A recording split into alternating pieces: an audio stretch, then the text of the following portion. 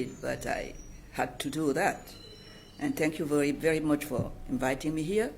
This is an exceptional occasion to me to exchange with you and to try to know what is going on in our country, because this is quite exceptional.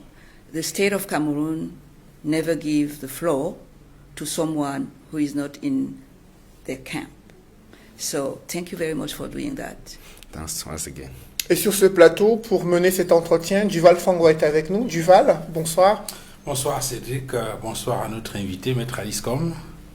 Et surtout, merci d'être sorti d'une Kouta depuis novembre 2019 pour venir à cette émission où nous espérons que vous nous gratifierez, comme c'est d'ailleurs le cas très souvent, de belles anecdotes sur l'histoire politique de notre pays.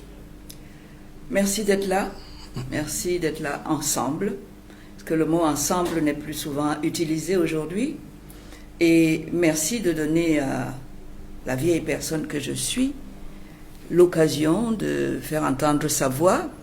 Tout le monde sait qu'au Cameroun aujourd'hui, l'espace civil et politique a sa petite peau de chagrin, se rétrécit. Et c'est pour nous l'occasion aujourd'hui, avec vos téléspectateurs qui sont nombreux, d'échanger, de faire connaître mon point de vue sur l'actualité qui nous concerne tous. Maître Alice Com, le Cameroun vient de bénéficier de 375 milliards de francs CFA, qui sont des crédits issus de certains services, facilités de crédit élargis et d'autres mécanismes de crédit octroyés par le Fonds monétaire international.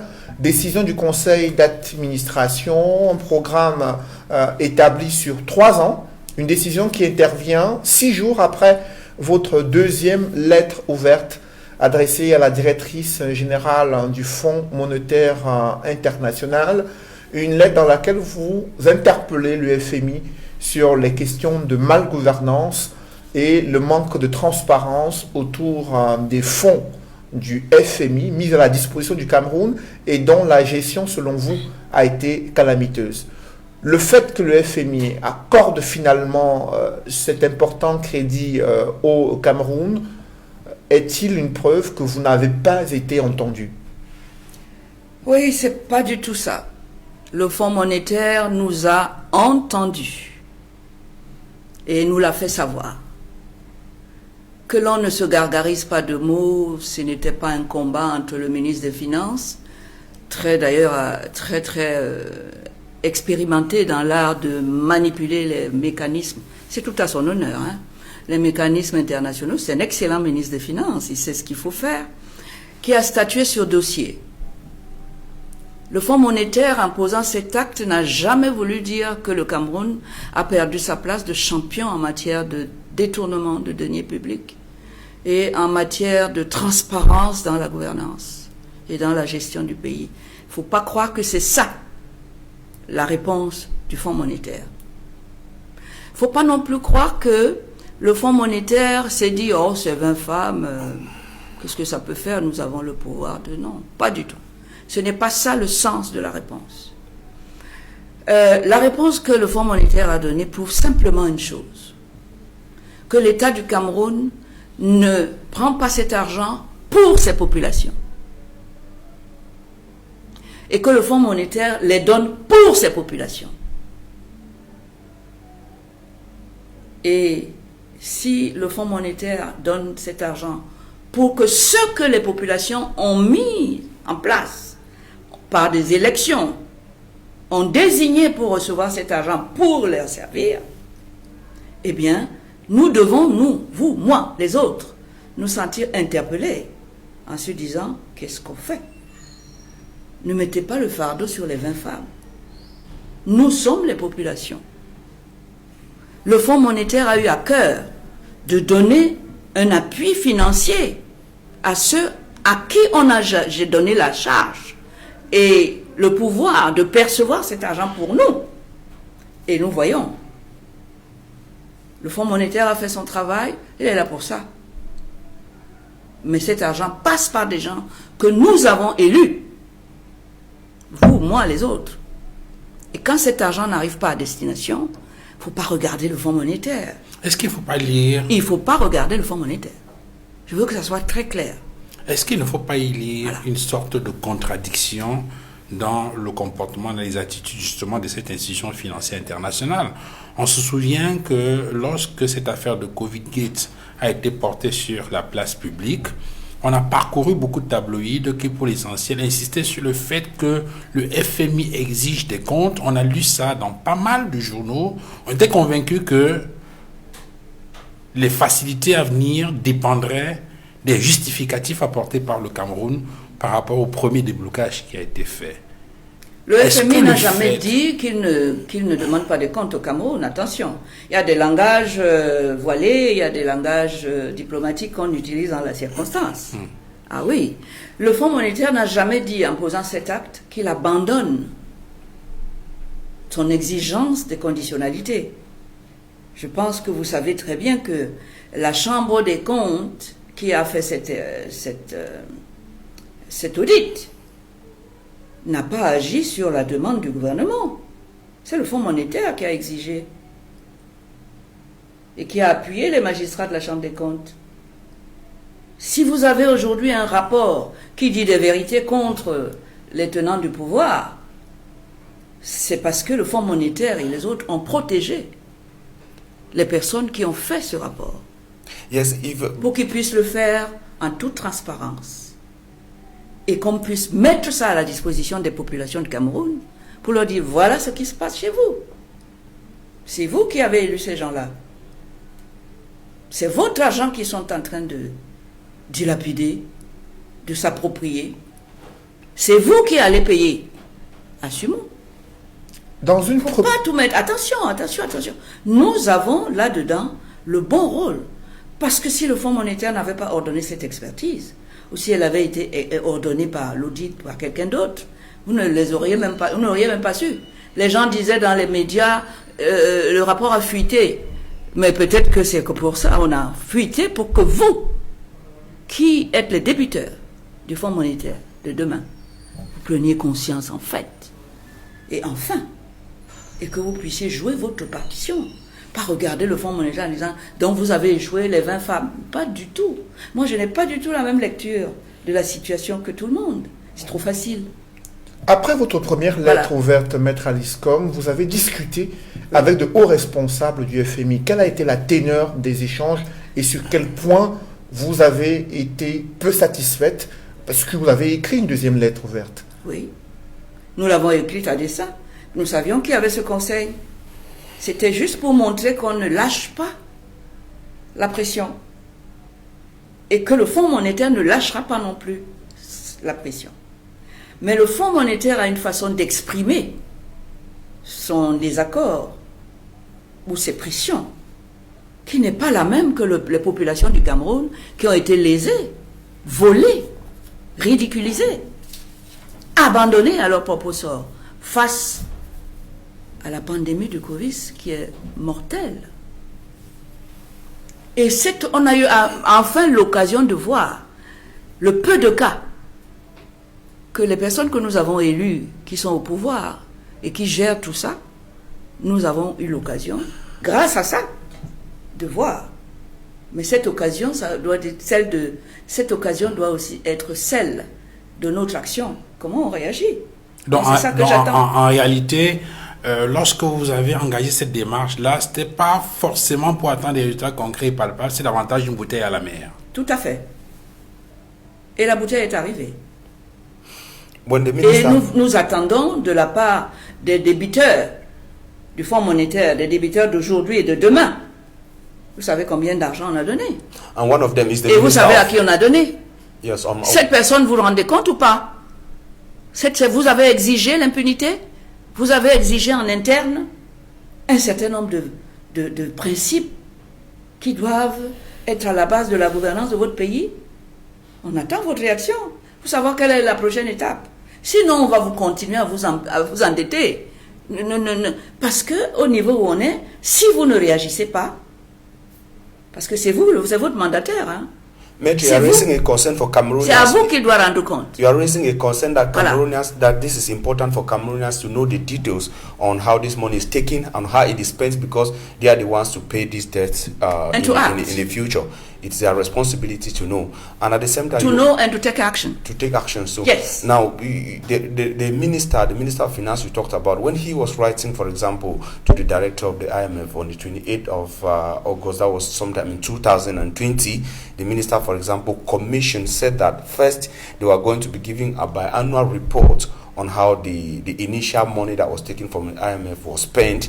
Secondly, they are also going to give details on who owns each company that gets a contract on COVID-19, and thirdly, that they were also going to order for an independent audit, things which were not finally done with the initial loan that was taken from the IMF. And at the same time, we are seeing IMF coming to give them the second loan that was demanded just that easily.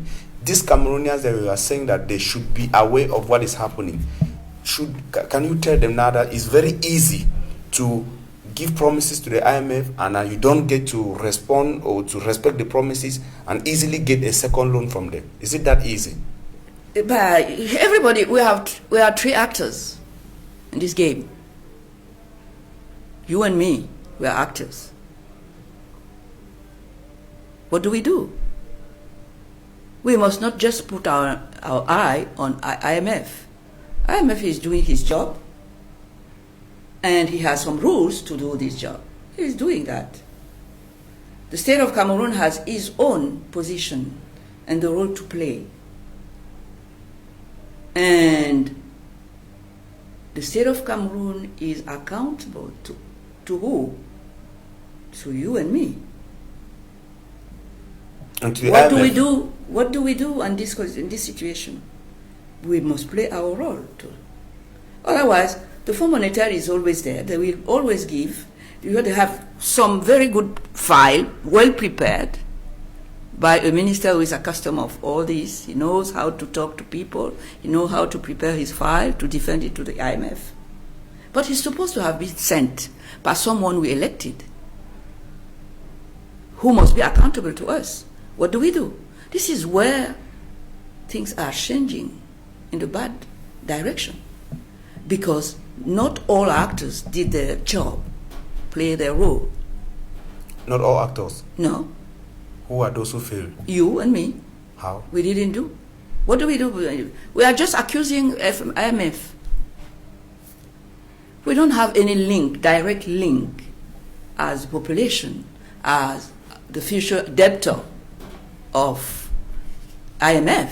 We don't have a direct contact with them, but we have a direct with the person we elected. Yes.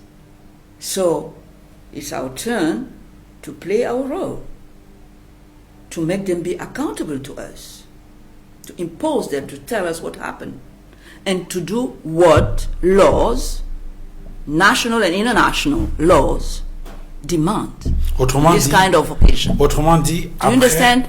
Yes. autrement dit, après cette lettre, après cette sortie, cette interpellation, Oui. il devrait y avoir d'autres actions, Bien sûr. par exemple des leaders politiques, par exemple des organisations société civiles, oui. pour faire chorus et Chorus exiger et des imposer à notre gouvernement d'arrêter de se moquer de nous. D'arrêter de nous prendre pour des gens qu'ils ne serviront jamais, alors qu'ils sont nos serviteurs. Si nous ne jouons pas ce rôle, la pièce ne sera pas produite et exposée. Il ne se passera rien. Et pourquoi Ça va être justement, comme ça. et pourquoi Pardon? justement ça n'a pas bougé? Mais parce que la troisième personne, le troisième acteur qui est l'acteur principal, c'est lui le débiteur, c'est vous, c'est moi.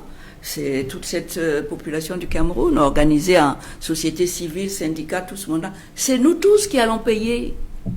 Le Fonds monétaire n'est pas là pour payer. Il est là pour donner les moyens pour que les États aident leur population. Surtout face à la situation économico-sociale provoquée par le Covid.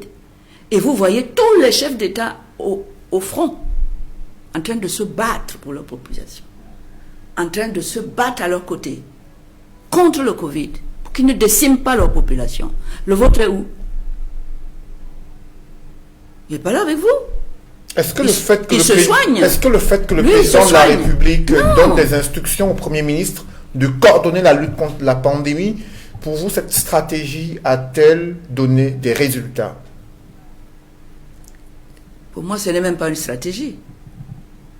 Ce sont des actes d'irresponsabilité que je ne peux pas cautionner. Tout le monde a vu le Premier ministre souffrir ici des doublons qu'on a mis sur son chemin pour exercer son autorité. Vous le savez quand même. Vous n'allez pas me dire que je vous apprends quelque chose.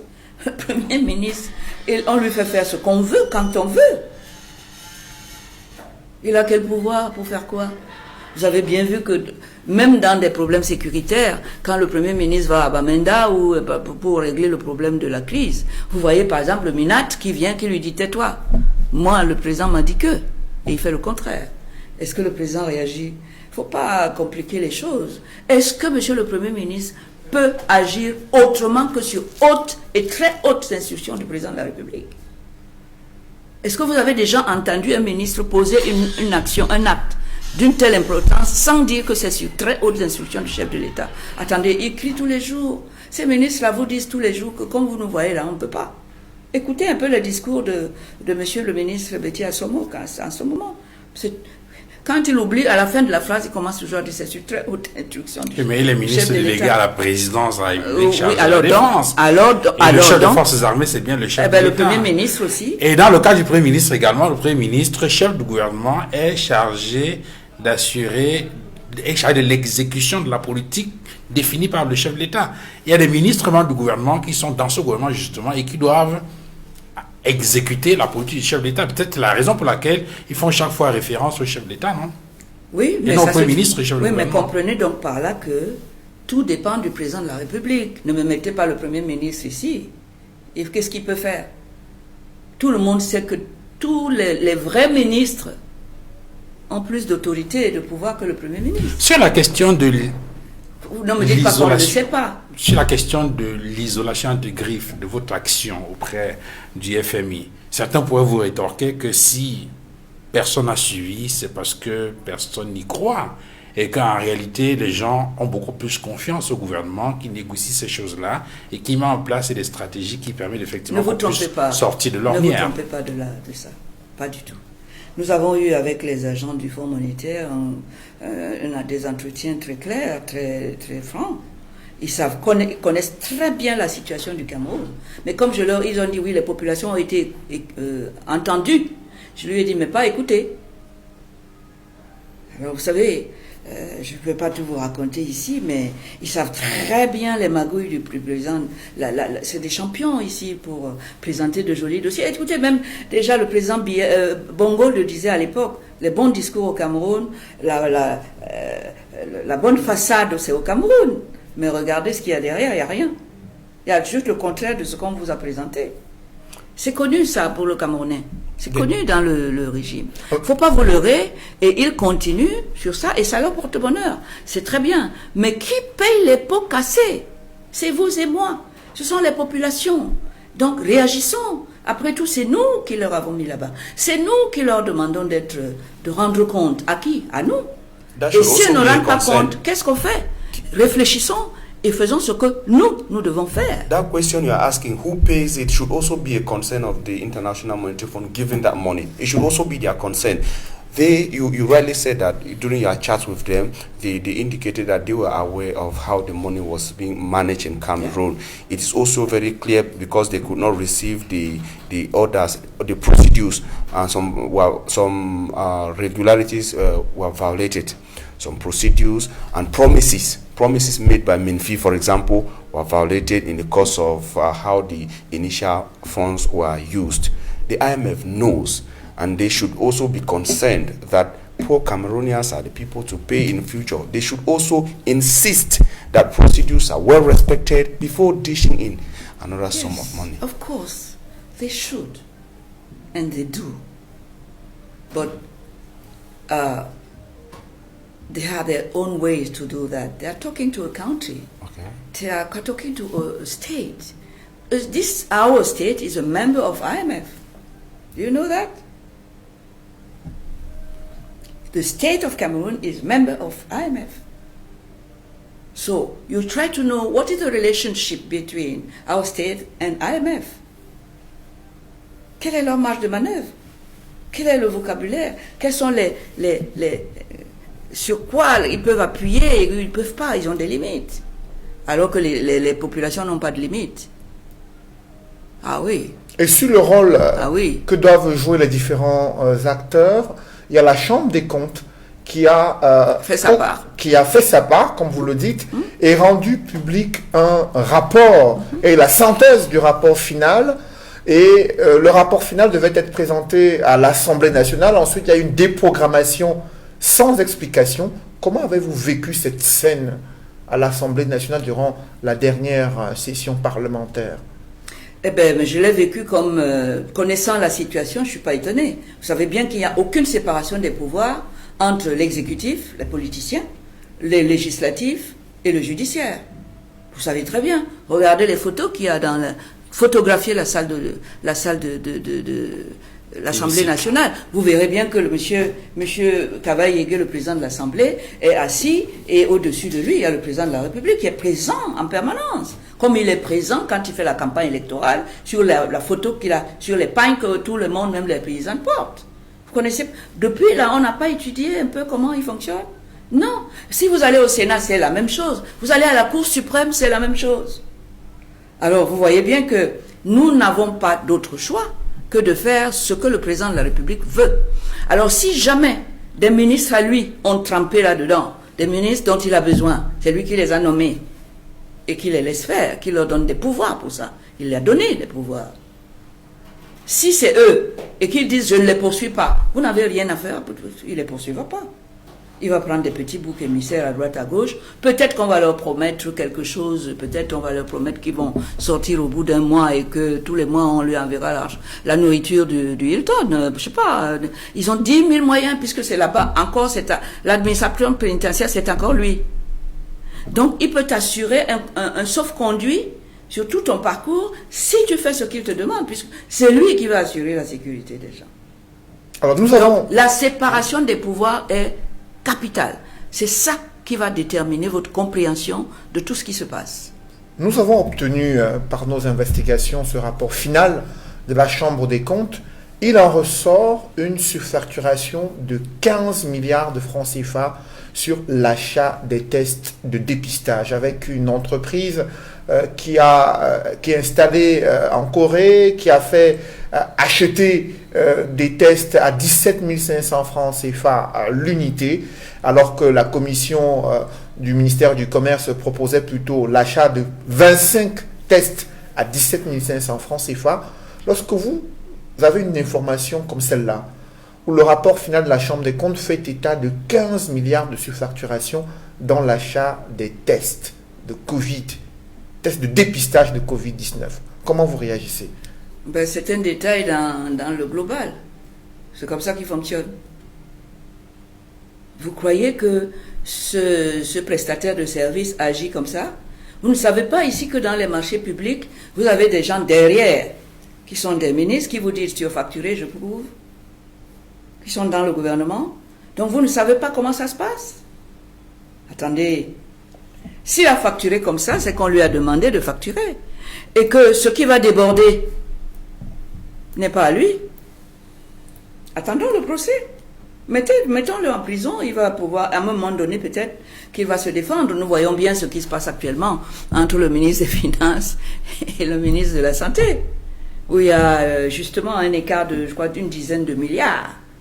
Oui, en fait, le ministre des Finances a rendu public un rapport dans lequel il dit qu'il y a une absence de régularisation d'un montant de 45 milliards de francs CFA de la part du ministre de la Santé publique. Et le ministre de la Santé publique, dans une correspondance adressée au ministre des Finances, a indiqué qu'en réalité, cette incompréhension ne porte pas sur 45 milliards, mais sur 34 milliards de francs CFA. Et que le ministre des Finances devait recorriger la copie. Vous voyez bien que les gaps, il y en a partout. Vous voyez déjà le gap dans un rapport du ministère des Finances de 10 milliards. Des chiffres qu'on aurait imputés à monsieur le ministre de la Santé qui a dit non, c'est pas ça. J'ai pas eu ça. J'ai dit 35 et non pas 45. Mais qu'est-ce que ça traduit de votre point de vue? Mais ça traduit qu'il y a la corruption partout. Les gens sont en train de préparer l'après-Biya. Il leur faut ce qu'ils appellent en catimini le nerf de la guerre.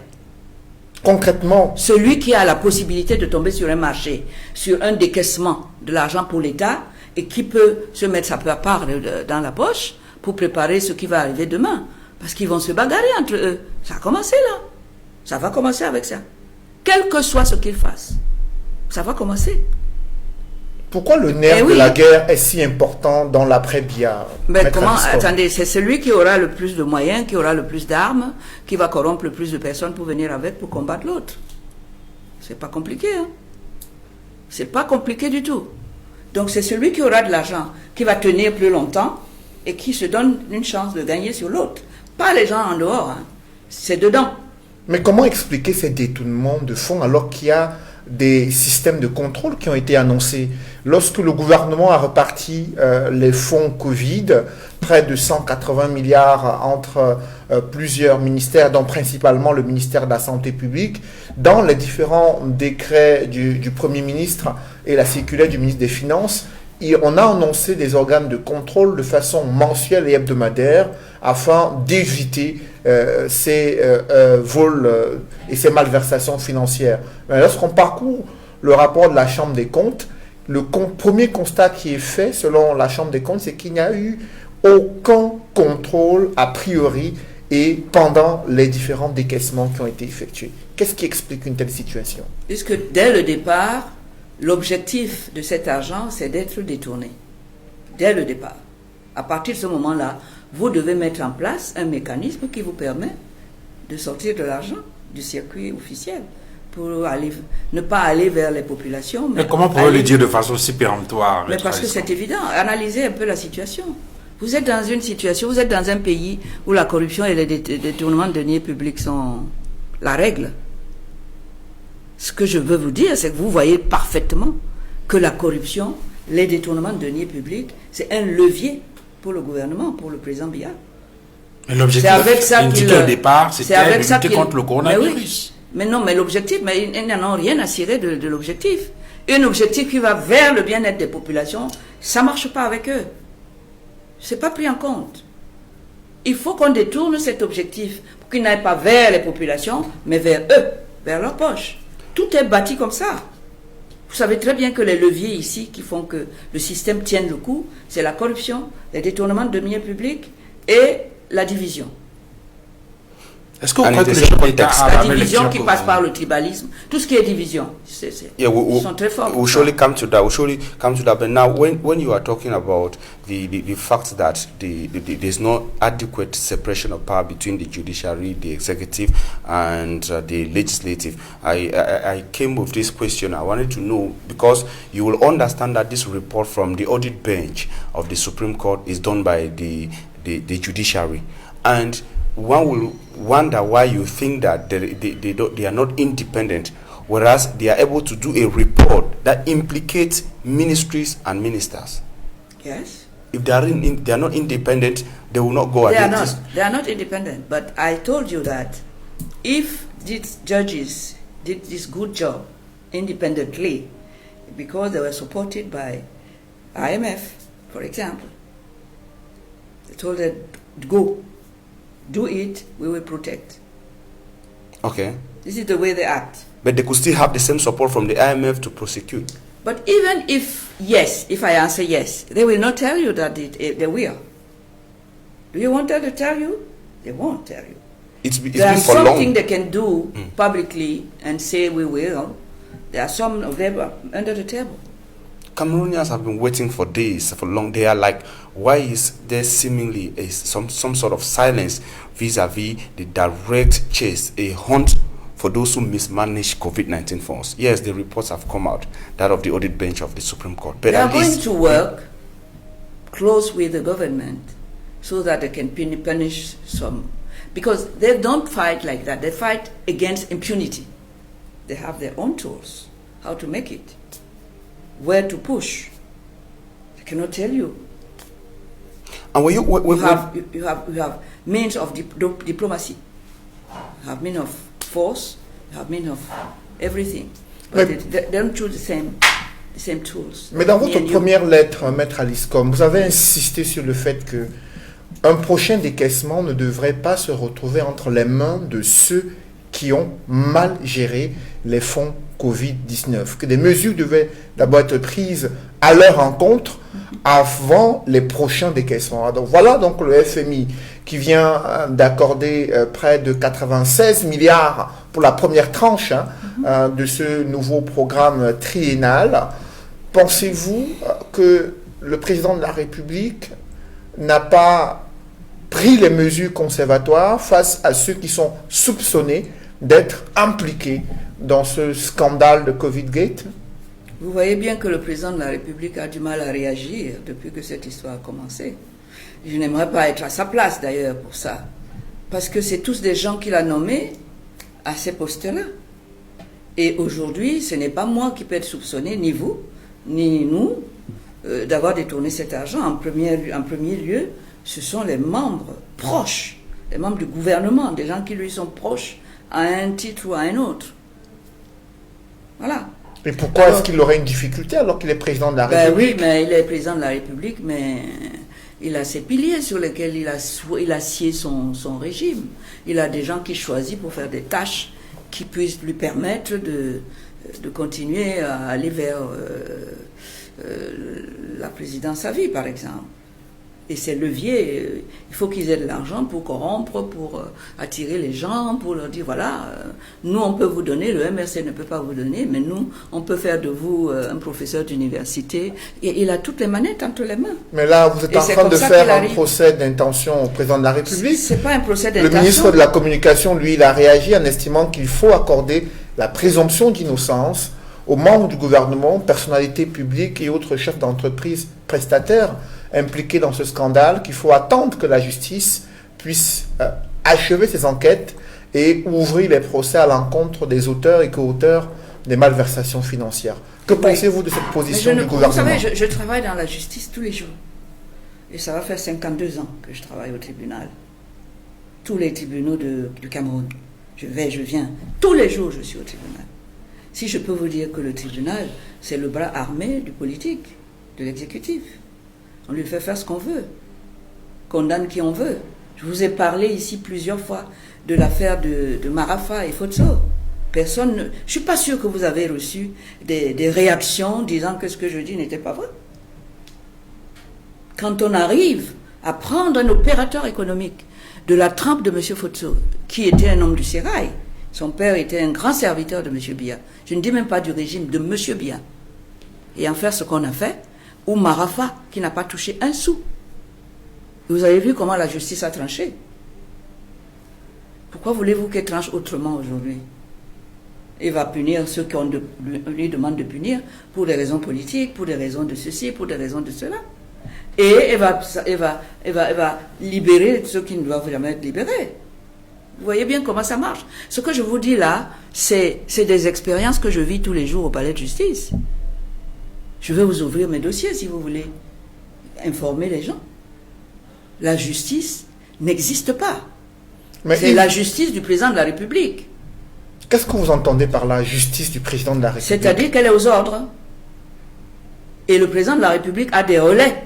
Le ministre de la Justice, par exemple, c'est un des relais du président de la République. Et lui-même a des relais dans les palais de justice. Mais sur le plan légal, le plan légal, il est ministre de la Justice, garde des Sceaux. Et oui, au nom de l'exécutif, il peut instruire les procureurs de mener des enquêtes et se rassurer de violer la loi. La justice est rendue au nom du peuple. Malheureusement, il les instruit, il viole la loi. Je vous parle d'un cas que j'ai actuellement. Le cas du journaliste Martin Mimbé-Teki, l'affaire Malika. Le procureur de la République, alors que la victime a déjà saisi le tribunal par voie de citation directe, l'affaire vient le 26 août, lance ses limiers de la police judiciaire dans la même affaire, les mêmes personnes, les mêmes faits. Et là, il utilise donc la force de l'État, c'est-à-dire la police, la gendarmerie, on vous convoque, vous n'êtes pas, on vient vous chercher, et il les a mis sous mandat de dépôt. Mandat de détention, les a menés à Nouvelle. Deux jeunes opérateurs économiques de la ville, de la capitale économique du Cameroun. qu'on connaît. Or, la loi est simple, le code de procédure pénale est clair. Le procureur de la République n'a pas le droit de signer un mandat de détention provisoire, sauf si c'est en cas de flagrant délit. Or, le flagrant délit, le crime ou le délit flagrant, c'est défini par le législateur dans l'article 103 du Code de procédure. Ce n'est pas le procureur qui va dire, bon, mais moi je vais dire que c'est un flagrant délit, donc non. Mais si le législateur a fait le boulot, ça c'est très important. Oui. Parce que quand il s'agit de la justice, de l'administration, du service de la justice, vous êtes concernés. Hein? Camerounais, tremblez si vous continuez avec une justice comme celle-ci, c'est-à-dire celle qui piétine la loi et s'adresse et fait ce qu'il veut aux individus, aux personnes, aux justiciables, comme il veut. Vous êtes mal, hein? Vous tremblez. Parce que demain, c'est votre tour. Est-ce que le procureur peut s'appuyer? Est-ce que le procureur peut s'appuyer sur les risques de fuite des prévenus pour justifier la mise en détention provisoire pour les besoins d'enquête? Non. La loi, elle est la même pour tous. Le procureur, moi et les autres qui feront dans la justice, c'est ça qu'on a étudié à l'école, parce qu'elle est la même pour tous. On ne donne pas du tout au procureur de la République le droit de dire, bon, mais moi je les amène parce qu'il y a... Non. Je dis qu'en ce qui concerne l'affaire des mimes, il n'avait pas d'autre choix que de dire, la citation va venir, direct, elle est là, je vais l'enrôler. Les gens vont aller s'expliquer. Et c'est ça. Où est la présomption d'innocence pour eux? Ils ne sont pas ministres. Le procureur a violé la loi claire pour aller les mettre en prison. Signer qu'on les mette en prison. Et il y a 2 procédures actuellement. La sienne, du procureur, qui est nulle, illégale, arbitraire, injuste. Et il y a la procédure de citation directe, qui arrive aussi. Mais vous n'allez pas attribuer ça. Mais vous n'allez pas attribuer ça au ministre de la Justice, garde des Sceaux, vous n'allez pas attribuer ça au président de la République. Alors, écoutez-moi, quand la défense a soulevé cela à l'audience, le procureur de la République a dit que c'est un élément nouveau, il doit demander les ordres de son patron. Donc, la prochaine fois qu'il va venir... Il a dit à l'audience, en ces termes. Bien sûr. Je vais demander à ma hiérarchie, c'est pas la première fois. Ils m'ont fait la même chose dans l'affaire de Shakiro. On a renvoyé 4 fois pour attendre les instructions de la hiérarchie, c'est-à-dire Yaoundé. Maître Alice, alors, si vous acceptez, vous, les Camerounais, je suis en train de vous le dire, je ne serai pas là. C'est difficile que je ne puisse pas. Je vous mets en garde. Tremblez, Camerounais, Camerounaises, si vous avez une justice qui agit comme ça. J'aimerais davantage qu'on s'intéresse, Maître Alice, comme au cas Amadou Vamulke, ancien directeur général de la CIATV, un cas que vous suivez de très près. Tout à fait. Que se passe-t-il concrètement dans ce cas-là? Est-ce qu'il est illustratif de la situation judiciaire au Cameroun? Parfaitement. Alors voilà encore un cas. On arrête Amadou Vamulke parce qu'on veut prendre possession de l'organe officiel, la CIATV, à la veille des élections de 2011. Le président a balisé, parce qu'il vient juste de lever le verrou de la limitation des mandats. Il n'a pas envie de perdre les élections, les prochaines là, qui arrivent. Il crée le TCS, le TCS qui est une juridiction antidémocratique et illégale, qui supprime le double degré de juridiction. C'est-à-dire, si le tribunal vous condamne, c'est tant pis pour vous. Vous ne ferez pas appel. Or, il y a beaucoup de gens qui ont été relaxés au niveau de l'appel après des condamnations du tribunal. Il supprime ça. Il veut maîtriser. Il crée une chambre à la Cour suprême où il met le neveu de M. Fumanaka comme président de la section TCS. Toutes les affaires du TCS, c'est là-bas. On condamne M. Komatang Namebara. C'est la dernière fois qu'on a dit que bon, on va garder la cour d'appel. Dès qu'on a terminé ça, parce qu'il fallait, il n'y avait pas d'appel, il n'y avait plus de cour d'appel, le TCS était déjà là. Mais on l'a fait siéger exprès pour infirmer la décision que Schlick voulait de rendre au tribunal de grande instance et qui disait que M. Atangamebara, il n'y a rien dans son dossier. Donc on a enlevé Schlick de là, on a fait siéger la cour d'appel pour que la cour d'appel infirme cette décision de relax et condamne nécessairement M. Atangamebara. Après, il n'y a plus eu de cour d'appel, conformément à leur loi. Vous comprenez des choses qu'on vit comme ça? On ne peut pas laisser ça. C'est pas possible, c'est pas un état de droit, ça. Ce n'est plus la loi qui s'applique. On regarde la personne et ce qu'on veut en faire. Et on met en face la personne qui va faire le job, le sale job. Vous laissez ça. Vous ne direz pas que je ne vous ai pas dit. Et Monsieur les Camerounais. Vamoulke, dont on parle Alors, des multiples renvois. il fallait absolument... Vamoulke s'est fait illustrer quand on l'a pris à la CRTV comme quelqu'un d'intègre qu'on ne peut pas acheter. Puisque son prédécesseur gagnait dans les 9 millions de salaire. Quand on lui a dit ça, il dit, oui, 3 me suffiront. On a dit, ah, donc ce monsieur-là, on ne pourra pas le mettre avec nous à part l'argent. Bon, on l'a eu à l'heure, il faut changer. On l'a changé avec qui? Avec le directeur général adjoint. Il connaît très bien le président, la musique est huilée, il ne risque rien, là, il dort tranquille. Donc maintenant, il a fallu concocter un dossier spécial pour le mettre complètement là où on envoie les gens qui politiquement peuvent être dangereux. Supposément ou réellement. C'est comme ça qu'on prend le Vamoulke, on le met en prison, on prend rapidement un expert là. Alors que les sociétés d'État sont auditées, soit par la Chambre des comptes, soit par la direction de la police judiciaire. On prend un expert qui était à Paris et ici, du village organisateur, et on lui dit, pond-nous quelque chose là, il faut qu'on... Donc il pond un rapport qui n'a ni tête ni queue. Il vise même des lois qui n'existent pas. Donc on envoie, allez, hop, on place Vamoulke sous mandat de dépôt. Mais l'expert en question a réagi, estimant qu'il a fait son travail de manière objective. Oui, d'accord. Et qu'il a toujours eu à collaborer avec l'office de télévision publique et que son rapport a été fait dans les règles de l'art. Oui, d'accord, c'est lui qui le dit. Il n'empêche que même le conseil d'administration à l'époque avait dit qu'on ne veut pas de ce monsieur-là. En interne. Néanmoins, et qu'on l'a remplacé par M. Bekolo, qui est très proche du ministre des Finances, qui est aussi très proche. Et M. Bekolo a dit que ce travail n'était pas bien fait. C'est pas moi qui le dis. Qu'est-ce qui explique ces multiples renvois? Est-ce que ça respecte la procédure? Parce qu'entre-temps, vous avez des avocats qui sont rentrés dans l'affaire de Vamoulke qu'on n'attendait pas et qui ont dit que nous allons revoir le dossier de fond en comble. Et nous allons amener les magistrats à respecter le droit. Parce que ce monsieur est en prison pour rien. Rien du tout. Il devait même comparaître comme accusé libre. Comme beaucoup de ses collaborateurs comparaissent libres, hein, n'ont jamais été placés sous mandat de dépôt. Qu'on sanctionne quelqu'un parce qu'il est intègre et qu'il respecte la loi, ça c'est dangereux. Tout le monde devrait se sentir concerné et tout le monde devrait se lever pour dire non. Et c'est ce qui s'est passé.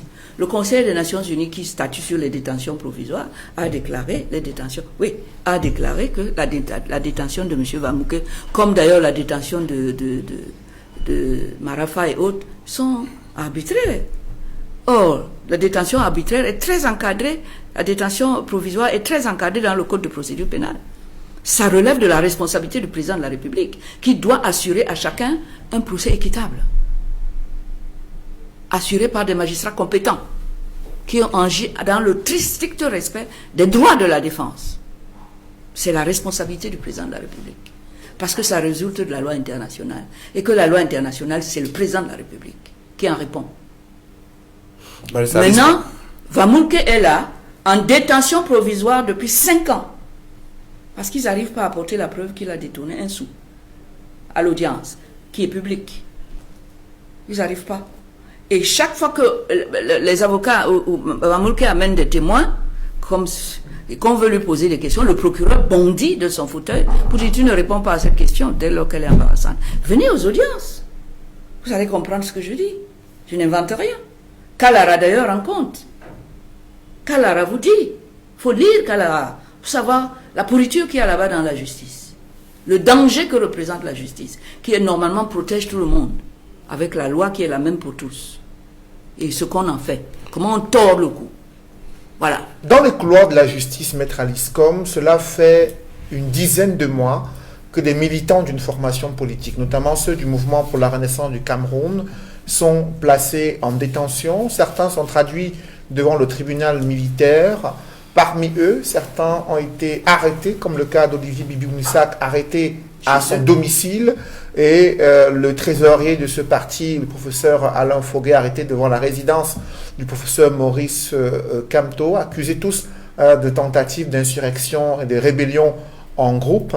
Comment appréciez-vous l'attitude de la justice dans cet autre cas dont je viens de faire mention? C'est bien ce que j'essaie d'illustrer. À travers des détentions provisoires comme celle des militants, enfin militants ou pas, du MRC pour la marche du 22 septembre. C'est un scandale. Il n'y a qu'au Cameroun que rien n'est scandaleux. Rien de ce qui se fait n'est scandaleux. Tout est normal. L'arrestation de ces jeunes gens ça me fend le cœur tous les jours.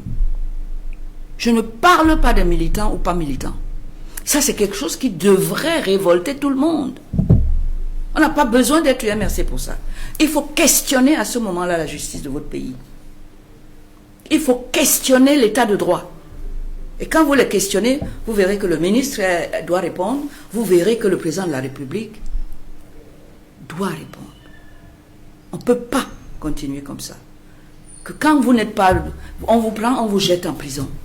Votre liberté fondamentale, on s'en fout. On ne regarde pas ce que deviendront vos enfants, que vous abandonnez parce qu'on vous a mis en prison. Les conséquences sont dramatiques. Et l'image que le Cameroun donne d'elle-même, c'est pire que ce qu'on croit que les marches de Genève donnent du Cameroun quand le président est là. Ça, c'est rien du tout. L'image de la justice du Cameroun, c'est une vraie calamité. C'est un vrai danger. Quand les gens ont l'impression qu'ils ne peuvent pas avoir justice chez eux.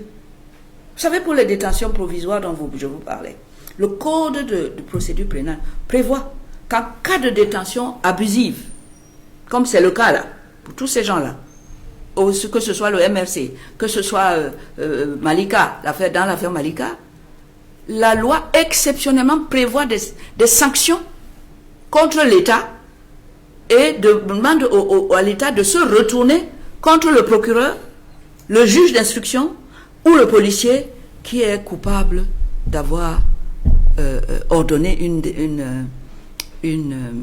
détention arbitraire. Il y a des chapitres spéciaux pour ça. Barrister, some people argue C'est that... très grave ce que je vous dis là. Je pourrais dire comme l'autre, j'ai les larmes aux yeux. Vous ne voyez pas le danger qui arrive. Moi, je vous le dis. C'est très grave. Quel est le danger qui guette les Camerounais sur le champ de l'expression démocratique, sur le champ des manifestations publiques et de ces Camerounais qui n'ont pas la même opinion que celle du pouvoir en place? Quel est le danger qui guette? Le danger qui guette les jeunes qu'on arrête le danger? Oui. C'est le danger qu'offre un système dictatorial. C'est-à-dire le droit de la force vous broie par tous les moyens. Some people argue that the laws on anti-terrorism... Parce qu'on remplace l'état de droit par le droit de la force. Et la force, c'est eux. Le président qui a la police, la gendarmerie, l'armée et tout ce qu'on peut imaginer. Il vous broie. Et vous ne pouvez rien faire. On the same line of argument, some politicians say that the laws on anti-terrorism are being styled by the regime to silence opposing voices. Dissent. True. How true is that? That is true. You have no one way you can explain, you can defend yourself. You have no way. Because they are deaf and dumb in front of you. The people who are supposed to release you are the same people who have arrested you. What can you do? But when they arrest people like supporters of the CRM party and other opposition political parties, those with decent voices, and some of them are being charged under the laws on terrorism, how are their rights violated? Are they not what the procedures on the text that clearly defines what should be the accused or the crimes levied against them that warrants their arrest?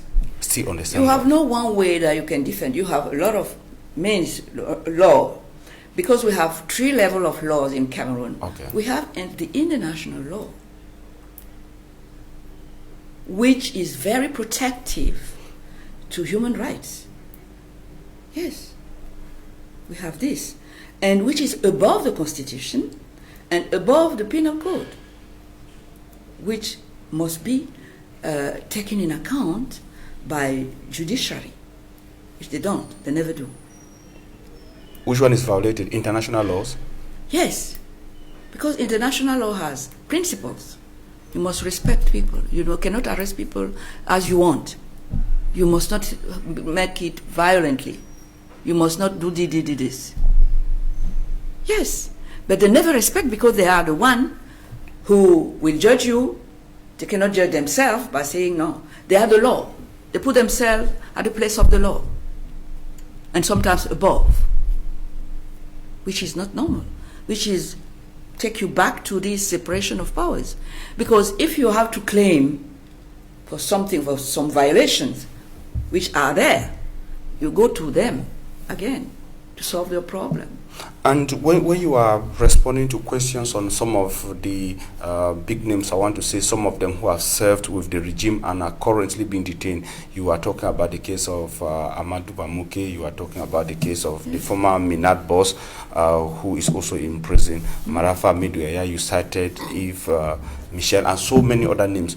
The Cameroonians common Cameroonians, I want to know, the common man on the street who want to know this, that these are people who have served in the regime, and they are publicly being accused of having embezzled public funds, and you say no, the reasons are hidden. What are the reasons hidden? They are not of the opposition. They served in the government. What could be the reasons? The government, but don't remember that someone like Marafa advised the president by the time not to modify the constitution, which is in 2008. The normal crime he committed. Okay, you talk about the modification in 2008, the yes. change of constitution to yes. to scrap off the limit. Yes. Okay. But he told his boss, because he was working with him, don't worry, don't modify the constitution. He said, huh? This guy wants me to go and want to take my place, and this is why he was taken away. When he was Minister of Territorial Administration? Yes. And the others too have been serving in the government. They want to know. You are talking to they serve in the government. When you serve a government like us, like you accept that they will use the same force they used to appoint you, to put you, to kick you out of the government, and you have no way to go, nowhere. This is separation of power. What can they do? They cannot, because you see what happened to them in the courts. Ce maintien en détention des activistes politiques et des militants de l'opposition a amené des Camerounais de la diaspora à manifester devant l'hôtel intercontinental à Genève en Suisse. Ils ont demandé le départ du président de la République de ce pays, estimant qu'il devrait être au Cameroun pour résoudre les principaux problèmes des Camerounais. Ces activistes ont posé des revendications et en réaction à cette manifestation qui a été autorisée au départ, interdite par la suite, en réaction, certains intellectuels camerounais estiment que c'était un leadership communautaire qui vise à déstabiliser le président de la République du Cameroun. Quel regard portez-vous sur cette manifestation des activistes de la diaspora et l'attitude de ces intellectuels camerounais qui regardent cette manifestation sous le prisme communautaire? Vous savez, les Camerounais, c'est des bigleux, hein, c'est-à-dire des gens qui louchent. Ils ne savent pas trop regarder, c'est des bigleux, ils louchent, voilà. Je comprends parfaitement l'exaspération des gens qui marchent et qui disent non. Le président Biya, nous sommes dans la diaspora où il nous a acculés. On n'a pas cherché à être dans la diaspora. Non seulement il est l'auteur de notre exil involontaire, mais il prend tout ce qu'il peut pour que même les pays d'accueil ne nous reçoivent pas avec humanité. Souvenez-vous de ces jeunes gens qu'on a virés de l'université, à vie. C'est ceux qui sont là à la diaspora. Vous virez les jeunes étudiants, vous parlez de votre jeunesse fer de lance, vous les enlevez de l'université à vie et de toutes les universités du Cameroun. Maintenant, quand ils réussissent à partir, parce que vous n'en voulez pas, à étudier ailleurs, à devenir des vrais PhD, pas les PhD d'ici, des gens qui ont fait des études, où ils ont été diplômés dans des règles de transparence, et personne ne peut en douter, comme ici on peut douter. Je ne dis pas que c'est vrai pour tout le monde, mais on peut douter. Et ils voient comment ils ne peuvent pas venir ici. Je vois un de mes fistons qui s'appelle Jean Bosco Tagne, qui est PhD, qui est aux États-Unis, qui fait partie des étudiants qu'on a virés à vie, qui a fait de brillantes études, qui est professeur à Boston, qui fait des recherches, qui a trouvé même des choses extraordinaires de savants là-bas. Sa mère est morte là-bas. Il est allé lui rendre visite. Il l'a soignée. Malheureusement, elle a été rappelée à Dieu. L'ambassade du Cameroun a refusé de lui donner les documents nécessaires pour rentrer, se faire enterrer auprès de son mari, à cause de ce qu'on peut reprocher à son fils, qu'on a chassé, qu'on a éloigné d'elle, pour des raisons qui sont contestables. Vous pensez que ces enfants, à qui vous refusez la terre de leurs ancêtres, ils vous ont refusé même qu'ils fassent leur devoir en faisant soigner leur maman là où ils sont, puisque le moment venu, vous refusez. Vous croyez vraiment, mais comment les Camerounais qui agissent parce qu'ils ont la force, est-ce qu'ils réfléchissent un peu? Vous croyez que moi, aujourd'hui, parce que j'ai une autre nationalité, que vos enfants ont, que vos épouses ont, la première dame, vous la voyez, vous voyez bien qu'elle a 2 nationalités, tout de même. Et si elle a fait des enfants, sa nationalité, elle va donner, parce qu'on n'interdit pas là-bas la double nationalité. Elle est française. Si elle fait des billets des garçons, ces garçons ont automatiquement la double nationalité. Mais ça les empêche. Tous les Camerounais savent que la première dame est de nationalité camerounaise et qu'elle restait camerounaise, citoyenne. Vous n'avez pas vu son père dans les manifestations du 20 mai, est-ce qu'elle le nie? Elle ne le nie pas. Sa mère était camerounaise. Pourquoi on n'aille pas dans tous les sens? Sur la question que Cédric a posée. On ne va pas dans tous les sens. Enfin, je veux dire que je m'excuse. On peut peut-être revenir un peu, revenir un peu là-dessus, mais la question de Cédric, de mon point de vue, et qui me paraît fondamentale, c'est comprendre les frustrations de ces Camerounais de la diaspora qui organisent des manifestations. Je les comprends. Je suis en train de vous expliquer. Et qui sont malheureusement perçus par certains individus du Cameroun. Mais bien sûr que ça doit être perçu. Vous avez des gens qui ont été formatés pour ne voir que la santé du président de la République. C'est lui seul qui a le droit d'être soigné. C'est lui seul qui prend nos moyens pour se soigner. Quand même on nous envoie de l'argent pour nous soigner, nous qui ne sommes pas lui, ni de son camp, vous voyez bien qu'il détourne ça, il récupère. Ce sont des faits. C'est l'actualité. Vous voulez que ces gens-là soient contents. Vous tapez un enfant, vous lui dites, je ne veux pas que tu cries. Ne le tapez pas.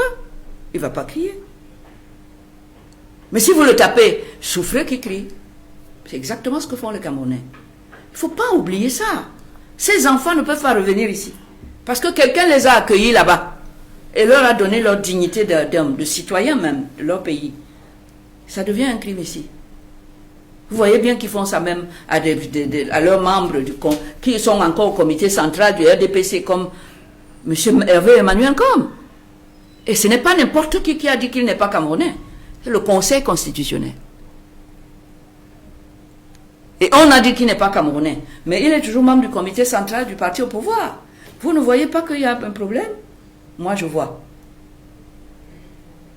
Je vois des gens qui sont des monstres d'égoïsme et des monstres de dictateurs. Eux et les autres. Au diable. Ça ne peut pas marcher.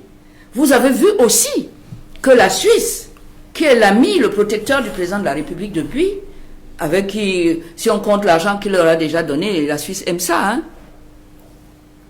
Est-ce que la Suisse empêche les Camerounais de la diaspora de marcher?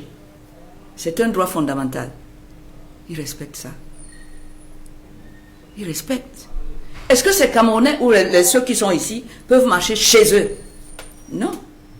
partir de ce moment-là, qu'est-ce que vous voulez qu'on fasse? On ne peut pas s'exprimer. On ne peut pas écrire ici et marcher en disant, voilà ce qui ne va pas. Personne ne te voit. Personne ne te laisse même le faire.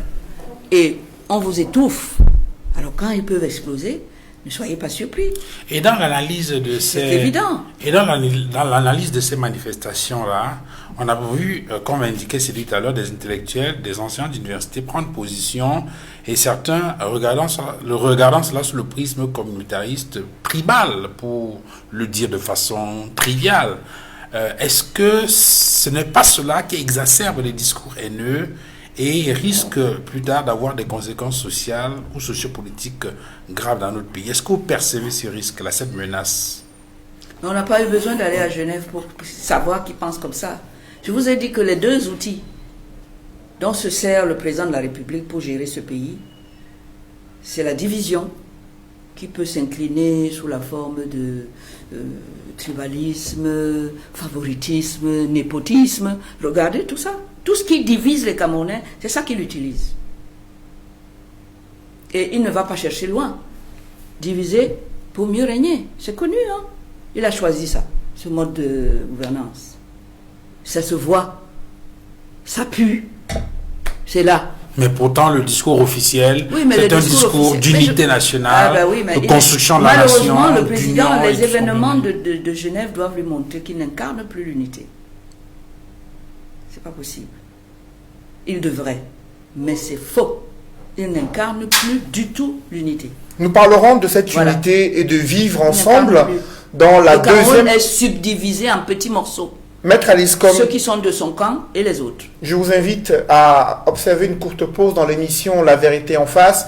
Nous parlerons d'unité, de vivre ensemble, des crises dans le nord-ouest et le sud-ouest et les défis sécuritaires et socio-économiques dans la deuxième partie de cette émission avec pour invité Maître Alice Com. D'abord, une courte pause dans l'émission La Vérité en face.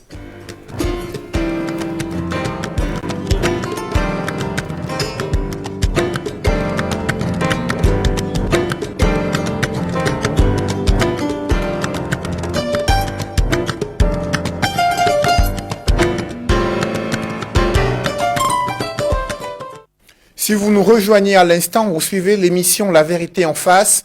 Invité ce soir, Maître Alice Com, l'une des premières femmes avocates au barreau du Cameroun, présidente du conseil d'administration du réseau des défenseurs des droits humains en Afrique centrale. Maître Alice Com, nous étions en train d'analyser les causes des fissures observées sur la cohésion nationale et le vivre ensemble au Cameroun. Pour vous, cette manifestation des Camerounais de la diaspora en Europe, là où se trouve le chef de l'État, c'est un signe qu'il y a une situation, un malaise profond entre ces Camerounais de la diaspora et le président de la République. C'est ça. C'est clair et net. Je ne sais pas si le président de la République prend parfois une pause pour se poser les bonnes questions. Je crois qu'il est habitué à ce que les autres fassent ce qu'il veut, sans même qu'il ait à lever le petit doigt. Quelles seraient les bonnes questions qu'il devrait se poser questions, à ce moment précis? Comment cela se fait-il que les Camerounais, que j'avais en main, qui étaient derrière, devant, m'ont adulé en 1982, où est-ce que j'en suis avec eux? Comment ça se fait qu'aujourd'hui... D'abord, il doit écouter les Camerounais. Se donner la peine de se dire, mais... est-ce que je suis même vraiment l'évolution de mes compatriotes par rapport à la côte d'amour que j'ai eue dès le départ?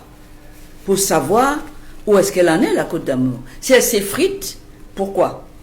Et s'il tient à ce que ça continue, qu'est-ce que lui dois faire? Il ne se questionne jamais. Il ne pose pas de questions pour dire, mais au fait, pourquoi? La corruption, c'est pareil. La paix au Nozo, c'est la même chose. C'est pas son problème. Le grand dialogue, tout le monde voyait que ça ne peut pas marcher. Lui-même n'a jamais mis les pieds le jour-là, ne serait-ce que pour la séance d'ouverture. Une affaire d'aussi grande importance, où tu dis que tu veux la paix, tu fais un dialogue et toi-même tu n'es pas là.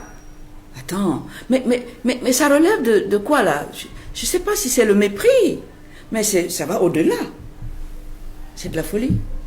Mais il est président de la République. Et donc, il a de nombreuses charges. Il peut déléguer des missions Et à ses à quel collaborateurs. moment il ne délègue pas? Pourquoi il ne les délègue pas pour aller, quand Macron lui dit tu ne viendras plus chez moi, il ne les délègue pas? Pourquoi il ne délègue pas? Pourquoi il se dit ok, je vais faire ce que tu dis parce que je veux venir chez toi? Il a délégué ce jour-là. Et d'ailleurs, il délègue souvent. Ce qui fait que dans les grosses rencontres, notamment interafricaines, parce que là, il ne se fatigue pas beaucoup, il envoie le Premier ministre. Et le Premier ministre devient le énième roue du carrosse là-bas. Parce que les chefs d'État parfois lui disent, ici c'est les chefs d'État, c'est pas toi, va là-bas. Voilà. Est-ce que le président se dit un jour que quand même, j'ai enlevé la fierté que le Cameroun, que Amadou Ahidjo a donné du Cameroun? Parce que pour la fierté, excuse-moi, hein, le président Ahidjo savait nous en donner à chaque occasion. Il y a des élections à l'Union, à l'OUA, il va, il s'implique. Et tout le monde voit. C'est pas qu'il va dire que le chef de l'État a personnel, non. Il ne va pas, il va. Vous avez vu que quand il a fallu que Mandela prenne le pouvoir, presque tous les chefs d'État. Le Cameroun est l'un des pays qui a interdit à ses compatriotes d'aller en Afrique du Sud de l'apartheid. C'était marqué dans nos passeports. Tout ce visa-là partout, sauf en Afrique du Sud, à cause de l'apartheid. Quand l'apartheid a été abattu, que Mandela a été... Le président Biya n'a pas fait le déplacement. Ça veut dire que lui-même a nié tout le travail, tous les efforts que le Cameroun avait fait pour soutenir la fin de l'apartheid. Vous avez indiqué qu'il ne se pose pas de bonnes questions. Oui. On peut peut-être inverser la question et nous demander nous-mêmes qu'est-ce qui s'est passé pour que cette désaffection s'installe et qu'il n'y ait plus cette communion qu'il y avait entre le peuple camerounais et son chef de l'État lorsqu'il prenait le pouvoir en 1982. Ça, c'est qu'une question que vous devez vous poser quand il faut les lire. Et en tenir compte aux prochaines élections. On ne peut pas continuer. Il fait 40 ans qu'on vit avec lui. On ne l'étudie pas, on ne sait pas comment il fonctionne. On dit seulement il travaille, c'est comme Dieu. Dieu, on ne le voit pas, mais il fait des choses. Et vous acceptez ça. Vous avez accepté que la personne que vous-même vous avez élue, vous voyez bien, supposément ou pas, vous ne le voyez pas. Il n'est pas à vos côtés quand il y a une catastrophe. Venir même en visite comme ça pour savoir, je sais pas, comment ça se présente, rien. Certains pourraient vous Alors retorquer. Ça peut expliquer le désamour. Certains pourraient vous retorquer justement que ces désamours dont vous parlez ne peut être qu'une simple vue de l'esprit au regard, par exemple, des scores qu'il fait au cours des élections présidentielles dont vous parlez justement. Vous savez très bien que non, je ne veux pas de gueule de bois là-dedans. Les élections ne sont jamais libres et transparentes. Il a verrouillé le système électoral et si vous ne le voyez pas, et si vous ne le détricotez pas, il n'y aura pas... en 40 ans, vous n'avez pas vu qu'il a verrouillé ça par la nomination des personnes qu'il faut, là où il faut, pour barrer la route aux gens. Ils sont physiquement là. Quand il met les cams qui contrôlent tout, dont la voix est prépondérante, vous ne voyez pas qu'il n'y a rien à faire? En fait, j'ai fait l'observation. Non, mais moi, j'ai fait l'observation parce que vous avez évoqué la question des élections en indiquant que les Camerounais, justement, doivent y penser pendant l'élection. Oui. Et donc, ces élections sont organisées dans des conditions que c'est pour ça que je ne comprends pas les gens qui reprochent à M. Kamto et à son parti de ne pas être allés aux élections. Il n'y a rien à faire si vous n'avez pas détricoté son système avant. C'est quand même pas compliqué, vous voyez ça. C'est mis partout. Quand il sort un texte de loi, puisque c'est lui qui commande l'Assemblée, il sort les textes qu'il lui faut pour se protéger et pour baliser le chemin de l'élection du carton que tu mets dans le... Tu ne peux pas. Les sous-préfets sont là. Vous voyez bien qu'il leur achète des voitures avant les élections. Des 4x4. Des voitures extraordinaires. C'est pourquoi? C'est parce qu'ils sont en mission. Mission électorale. Vous voyez bien que son parti, il vit de quoi? Il vit de votre argent, de vos impôts. Pourquoi? Parce qu'après, il peut les nommer. Barrister, you said Cameroon is divided. Mais vous voyez pas comment ils font détricoter ça? Yes, you said Cameroon is subdivided. Cameroon is subdivided, and you are accusing the regime of using a strategy using a strategy to divide Cameroonians in order to better rule. Oui. how is the country divided into how many fractions? What are you actually referring to in terms of a divided, very divided Cameroon? And how does a divided people makes it possible and easier for the regime to control? Let me answer in French, because Yes. your question is very important. Le Cameroun est divisé, n'est-ce pas? C'est une question de politique à mettre en place. Vous pouvez facilement diviser les gens en donnant à un idiot qui n'est pas premier de la classe les attributs du premier de la classe. À ce moment-là, vous les avez même mis comme adversaires. Ne vous inquiétez pas, ils vont s'entretuer. Et vous allez donner juste les structures de l'État à celui qui est nul. Vous allez lui donner le pouvoir, les habits de l'État, et il va terrasser la personne intelligente. Alors du coup, la famille de l'autre va... Alors que c'est lui qui a fait ça. Il sait comment vous mettre. C'est ce qu'il a fait avec le PCRN, hein. Je le redis ici. C'est pour ça que j'ai pas compris. Le PCRN, on l'a mis là où il y avait l'UPC, dans leur maison. Aujourd'hui, le PCRN va se regarder en faïence l'UPC au village. Et le village est déjà divisé, ça y est. Il y a les UPCistes et il y a le PCRN. Ce sont tous des frères, Caïn et Abel. Vous ne voyez plus le RDPC, mais il a mis tout ce qu'il faut. C'est ça qu'il faut détricoter. Et Vous on ne le fait détricotez comment? pas. Et on le Mais fait comment? est-ce que la réflexion se fait ici? Mais il doit y avoir des moyens quand même. Quand vous faites un tricot, vous tricotez quelque chose, vous ne pouvez pas détricoter ce que vous avez tricoté dans l'intérêt supérieur de la nation. Vous ne voyez pas que ça nous amène en enfer? Parce que le système, le Vous voyez pas verrouillage ça? dont vous parlez, Donc vous devez... le verrouillage dont vous parlez a été mis en place par le système gouvernant qui tient les manettes Bien du sûr, pouvoir. bien sûr. Maintenant, il faut détricoter, il faut déverrouiller. Et bien, il revient à ceux qui veulent peut-être accéder au pouvoir ou à Non. ceux qui ne sont pas d'accord du système. Non, ça c'est dans gouvernant. l'intérêt du pays. Vous voyez bien qu'il y a une gouvernance qui porte atteinte à votre... Vous n'avez pas votre capacité de vous déployer, hein, parce que l'environnement ne vous y prête pas. Vous avez plein d'enfants ici qui sont des savants. Tenez, vous avez donné cette place à un certain docteur Zé, qu'on a eu beaucoup de plaisir à écouter. Zé Dr Albert Zé, attention. spécialiste en économie de la Et santé. oui, grâce à vous, on a découvert qu'il y a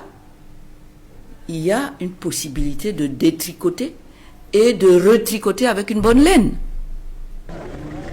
Tous ceux qui ont écouté ce jeune homme, ici, en train de nous parler de la médecine... L'économie de la Le système de santé, l'organisation des systèmes de santé au Cameroun et en Afrique, avec les conséquences de la mauvaise gestion de la Magnifique. crise sanitaire. On avait envie de le réécouter, Mais qui va l'écouter là-bas? Personne. Maintenant, est-ce que ce qu'il a dit ici, c'est vrai, c'est bon, on lui dit au revoir monsieur, merci? Non. Voilà comment commence un détricotage. C'est-à-dire que vous opposez ce monsieur en lui donnant la force nécessaire, en le protégeant contre les prédateurs, pour qu'il puisse faire face et démolir ceux qui là-bas sont seulement payés pour dire des bêtises. Oui. Maître Aliscom, Oui. cette année, Germaine Aïdjo est décédée. Elle a été inhumée aux côtés de son défunt mari à Dakar, au Sénégal. Quelques semaines après ce décès, c'est le président Macky Sall qui s'est déplacé en personne pour rencontrer la famille Aïdjo. Et durant les échanges, les collaborateurs du président sénégalais ont indiqué à la famille qu'il y avait des liens très étroits entre le président Macky Sall et Germaine Aïdjo, qu'il est allé plus loin que ses prédécesseurs dans la prise en charge de la famille Aïdjo. Lorsque vous avez vu ces images du président sénégalais qui allait apporter du réconfort à la famille Aïdjo et dont la première dame qui était aux côtés du président Aïdjo, que les deux personnalités du Cameroun, comme celle-là, soient inhumées à Dakar au Sénégal, comment vous réagissez? Voilà. Vous faites bien de rappeler ça. Vous voyez... Bon. Le président Biya, je ne sais pas comment le définir. il ne s'arrête pas pour se poser les bonnes questions. C'est ce que je disais tout à l'heure. Vous pensez que, rien qu'avec ce modèle-là, cet exemple, les Camerounais ne peuvent pas s'éloigner de lui comme quelqu'un qui n'a pas de cœur, aucune générosité, aucune reconnaissance, parce que tout de même, c'est le mari de Germaine Aïdjo qui lui a donné le témoin, ce que lui ne peut pas donner aujourd'hui à quelqu'un. Est-ce qu'il peut? Il ne peut pas, quelles que soient les raisons. Il est prêt à nous tuer tous pour garder le témoin et l'amener dans sa tombe. Voilà un exemple que vous venez de citer. Tout le monde a vu. Macky Sall n'a rien reçu du président Aïdjo, ni de Madame Aïdjo. Mais il porte un certain nombre de valeurs qui lui permettent de se manifester et de les manifester telles que la visite qu'il a rendue à une sœur, à un couple, frère, à qui ils ont donné une hospitalité qu'on leur refuse chez eux. Avoir combien de mètres il faut pour un cercueil? Un bout de terre. Quelqu'un qui vous a donné le pouvoir. Vous ne voyez pas que ces personnes-là, il faut la craindre. Alors, il faut se poser des questions. Sans accuser le président de la République d'être criminel, de vouloir tuer les Camerounais, est-ce que sa lettre de condoléances adressée à Badjika Aïdjo, dans laquelle il reconnaît que la première dame Germaine Aïdjo a contribué au rayonnement du Cameroun et que lui, en tant que président de la République et son épouse se tiennent aux côtés de la famille Aïdjo pour les soutenir durant ces moments difficiles, est-ce que cette lettre de condoléances du président de la République ne montre pas une volonté de reconnaître à la fois le rôle que ses prédécesseurs et Madame Germaine Aïdjo ont joué pour le rayonnement du pays, mais également sa volonté à vouloir résoudre ce problème qui se pose entre lui et le défunt Amadou Aïdjo? Chaque mot de cette lettre de condoléances sonne faux. Aucune sincérité. Il a écrit pour la forme. Sur quoi vous vous basez pour Mais parce que votre argumentaire? Parce que quand tu as une première dame de ton pays, c'est son mari qui a signé l'acte d'indépendance. C'est son mari qui vous a passé sa place. Quel que soit ce qui est arrivé après. Quand vous ne pouvez écrire que ça, sans rien faire, poser aucun acte de compassion, mais vous êtes même quel genre de personne? Moi, je ne peux pas qualifier ça. Aucun acte. J'ai passé tout ce temps avec Madame Aïdjo à vouloir récupérer seulement ce que l'État du Cameroun lui doit, des cotisations qu'il a faites pour que demain, s'il n'est pas là, que sa veuve et ses enfants puissent bénéficier d'une pension que la loi a créée et qui leur était due.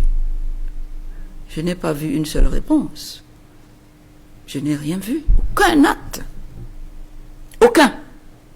Alors, dites-moi, quelqu'un qui peut écrire, soit si vous considérez cette lettre comme quelque chose de différent d'un chiffon, eh ben, dites-moi comment on peut tirer les conséquences de la lettre, les conséquences favorables de la lettre, positives, ou appelez ça comme vous voulez, c'est qu'il n'a pas tiré une seule conséquence.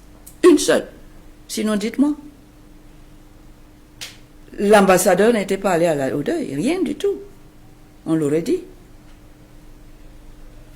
Les drapeaux n'ont pas été mis en berne, rien du tout. Mais vous avez un autre chef d'État, africain, disons ça, qui a accueilli ce monde-là. Si vous allez au musée de Dakar, la photo du président de la République du Cameroun, Aïdjo, trône aux côtés des photos des grands Africains comme Mandela, ou des grands Africains, des grands Noirs, comme Obama. Vous avez la photo d'Aïdjo ici, quelque part? Moi, je vois celle de Biya partout, pas la sienne. Le Cameroun a commencé avec la photo qu'on a aujourd'hui. Aucun acte, aucun. Les maisons de Madame Aïdjo, les maisons du président Aïdjo ont été massacrées, détruites. Pas un geste pour les refaire, ne serait-ce que pour l'histoire. Hein. L'histoire. Je dis voilà, en faire un petit musée, comme en Côte d'Ivoire, comme on voit à Yamoussoukro, Quand vous arrivez, on vous dit, voilà, là où était assis Houphouët-Boigny, quand il a voilà, son bureau, il est resté intact. Ça fait du bien. Si le président de la République du Cameroun, celui qu'on connaît, celui qui a pris le pouvoir de la manière qu'on connaît, n'est pas capable de tourner le dos à ce qui a pu se passer de mal pour privilégier ce qui est l'histoire, pour nous faire partager ça. Tout ce qu'il ne peut pas faire partager, il ne fait pas. De ce point de vue, oui. Vous allez... Alors, vous qualifiez ça comment? Une personne comme celle-là, elle peut s'occuper de nous, du citoyen lambda? Nous supposons que, analysant cette question de cette façon, vous devez certainement applaudir les deux mains en observant ce qui s'est passé cette semaine en Côte d'Ivoire, où deux anciens chefs d'État, le président Gbagbo, le président Alassane Dramane Ouattara, se sont rencontrés par les présidentielles. Pour vous, c'est un acte fort, comme l'a dit. C'est un acte très fort. J'étais inondée d'émotions positives, pour les deux d'ailleurs. J'ai vu deux hommes d'État. Gbagbo est prêt à oublier et à sacrifier. Le président Ouattara est prêt à oublier et à sacrifier. Et eux tous ont dit dans l'intérêt de la Côte d'Ivoire.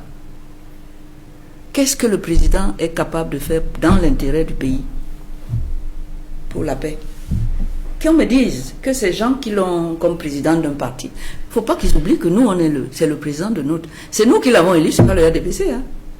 Donc quand les gars du RDPC viennent nous parler, il faut leur dire, écoutez, c'est un chef de votre parti. Nous, on parle du chef de l'État qui a juré à nous, pas à vous, à RDPC. Il a juré à nous, sur serment, une cérémonie qui nous a coûté de l'argent, pour s'engager pour notre bien-être, pour la paix, pour l'unité. Ce n'est pas ce qu'il est en train de faire. Gardez-nous votre histoire de parti là-bas. Ce n'est pas parce que vous en avez profité. Vous en avez profité pour faire un coup d'État à l'État. Le prendre pour qu'il vous donne ce que nous, on lui donne. Que vous devez venir parler ici quand on s'adresse à celui à qui on a donné un mandat et qui doit nous rendre compte. Mais à ce propos, on ne veut pas entendre parler que le RDPC... Mais à ce propos, justement, les militants du RDPC... Oui.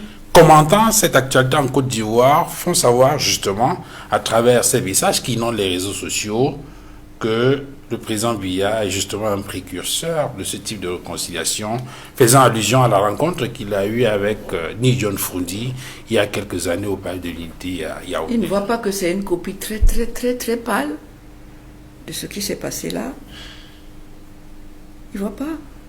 Mais les Camerounais ne sont même plus exigeants, parce qu'il a salué Ni John Frundi, qu'il a finalement, dont il est devenu, d'après ce que j'entends ces jours-ci, le grand bienfaiteur, puisqu'il semble que le président Chairman a dit qu'il doit beaucoup au RDPC ou au président, qu'il l'a aidé peut-être financièrement. Je ne sais pas si c'est vrai, si c'est un fake, mais si c'est le cas, alors s'il vous plaît, ne me citez pas ce genre d'exemple.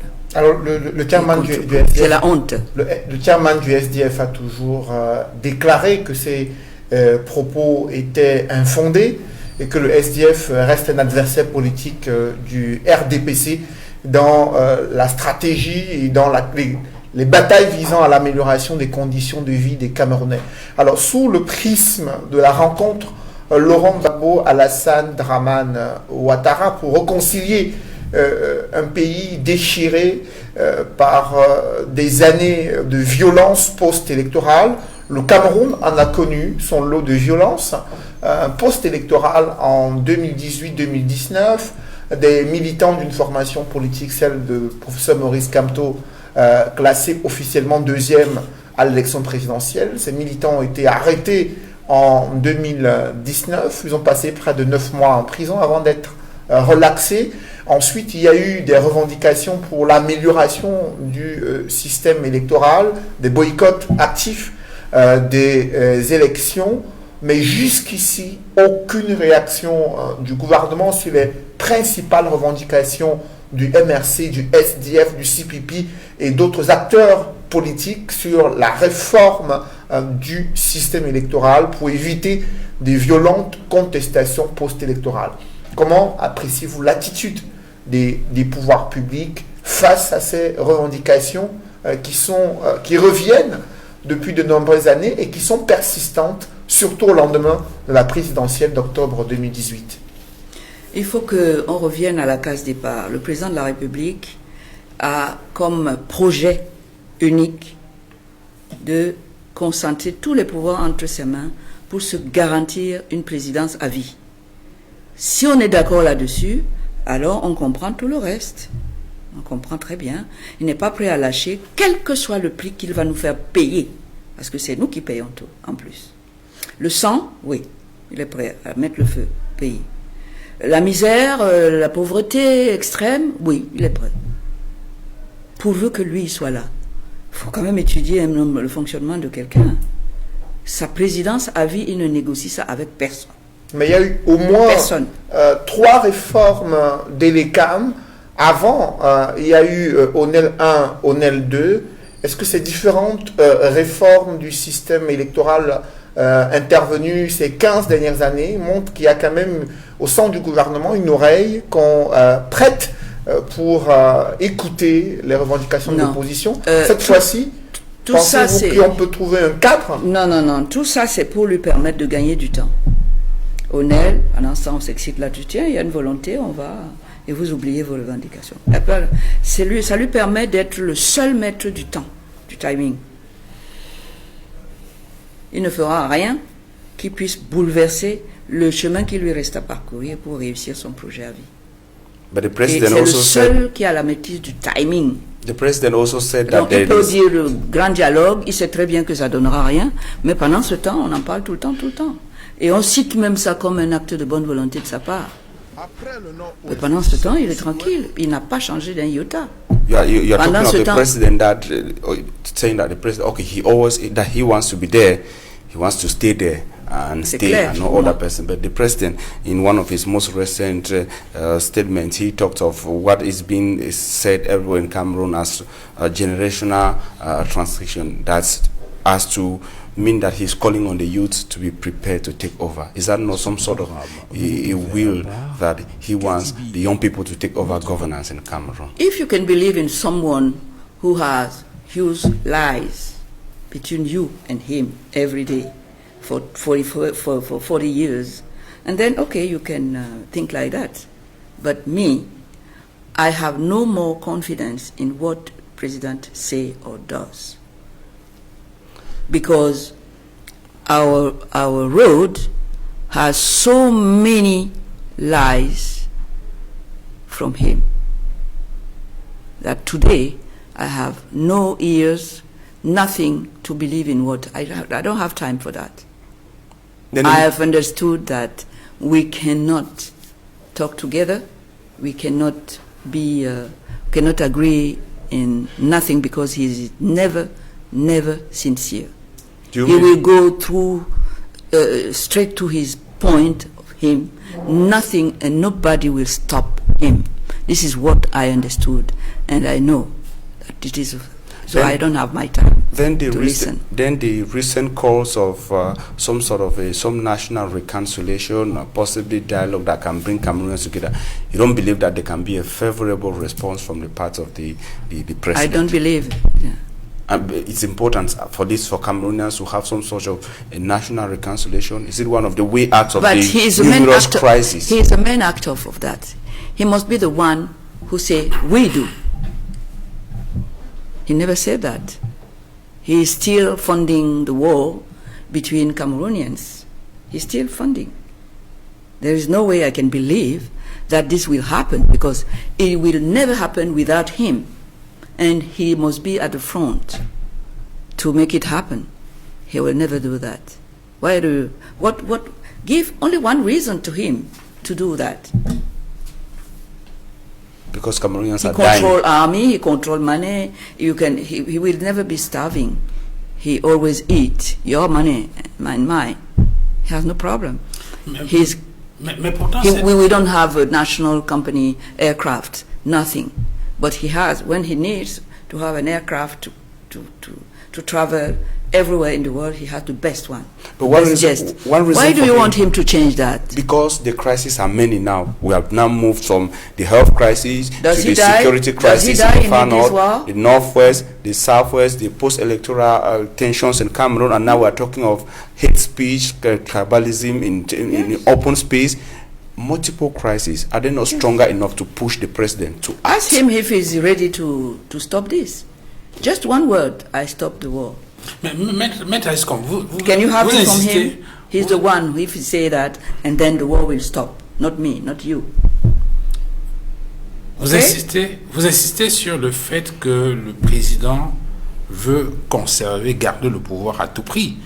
On ne peut garder le pouvoir que si effectivement on a un pays à diriger ou des populations à diriger. Et que de ce point de vue-là, on ne peut pas diriger un pays avec une population qui fait face à des crises multiformes. On parle de la réconciliation nationale. Est-ce qu'aujourd'hui, selon certains analystes, cette réconciliation nationale-là n'est pas une obligation, un devoir et même une nécessité absolue? Le pays fait face à de multiples crises. On vient de voir de nouvelles exactions sur le terrain de la crise anglophone dans le nord-ouest et le sud-ouest. Aujourd'hui, on parle de 700 000 déplacés, 3 000 personnes déjà tuées dans cette crise. On vient de voir encore avec de nouvelles exactions dans le nord, dans l'extrême nord du Cameroun. Samedi 24, il y a 6 soldats camerounais qui ont été tués, certaines sources parlent de 8. Et dans la nuit de lundi à mardi, il y a quelques jours encore, il y a des explosifs qui ont été jetés sur un poste avancé dans la localité de Ouaza, où on a encore 5 soldats qui ont été tués. On parlait tout à l'heure de la crise sanitaire avec la pandémie coronavirus et ses dégâts collatéraux. Est-ce qu'aujourd'hui, au regard de cette situation, une nécessité ne s'impose pas pour le chef de l'État de lancer effectivement cette réconciliation nationale? Est-ce qu'il est possible de continuer à insister sur un pouvoir dans un pays qui fait face à de multiples crises? Ça, c'est une question que c'est lui seul qui peut répondre à cette question. Et il ne répondra pas. Parce que d'abord, il n'aurait jamais dû prendre la décision de régler le problème de nos eaux par des voies militaires. Nous le lui avons dit dès le départ. Il préfère écouter ceux qui lui disent qu'il va négocier avec qui. Oui. Donc, il a choisi ça. Donc, c'est lui seul qui peut se dire non, je me suis trompé. Mes populations sont pauvres, il y a des déplacés, je ne peux pas faire face à 2 fronts de lutte.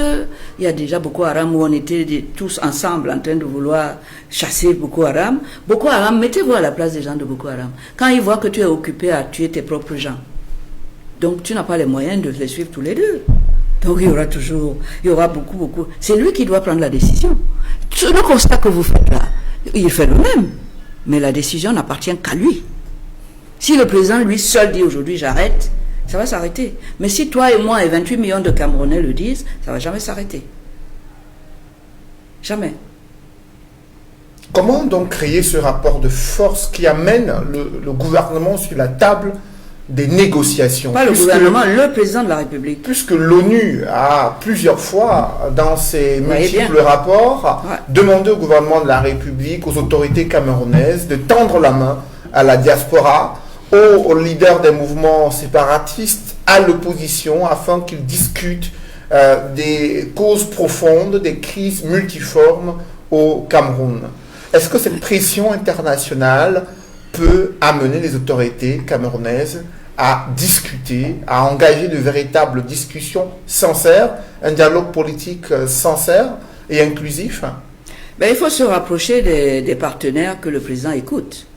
Discuter avec eux pour savoir comment ils le perçoivent là-bas. Encore qu'il a toujours la possibilité de leur dire oui, je vais le faire. Et une fois qu'ils ont tourné le dos, il fait comme Dieu. Vous allez lui faire quoi? Rien. Bon. Donc, tout le monde voit la situation s'empirer, mais elle n'est pas suffisamment empirée parce que Yaoundé respire. Donc le pays vit. Vous avez évoqué le fait qu'il y a une stratégie pour un pouvoir à vie conservé entre les mains du chef de l'État.